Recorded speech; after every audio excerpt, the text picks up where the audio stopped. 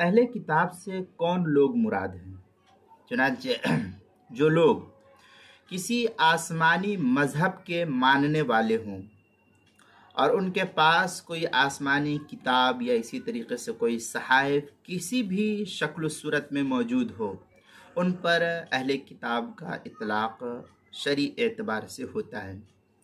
چنانچہ فتاوی شام کے اندر ہے، فتاوی شامی کے اندر وَعْلَمْ أَنَّ مَنْ اعْتَقَدَ دِينًا سَمَاوِيًا وَلَهُ کتاب منزل كصحف ابراہیم وشیس وزبور داود فہم من اہل الکتاب۔ یہ فتاوی شامی کی عبارت ہے جو زکریا بک ڈپو دیوبند کا ہندی نسخہ اس کی چوتھی جلد صفحہ 134، اور جو بیروت کا چھپا ہوا نسخہ ہے فتاوی شامی کا اس کی چوتھی جلد صفحہ 101، اور فتاوی ہندیہ پہلی جلد صفحہ 281 جو پرانا چھپا ہوا نسخہ زکریا بک ڈپو دیوبند کا ہے۔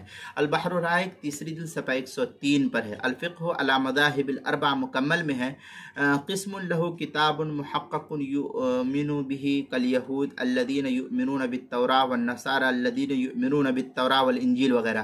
یہ الفقہ علی مذاہب الاربع مکمل صفحہ 829، تبیین الحقائق دوسری جلد صفحہ 477 478، مجمع الانہر پہلی جلد صفحہ 483، کتاب المسائل چوتھی جلد صفحہ 245 اور 246 پر اس کو نقل کیا گیا ہے۔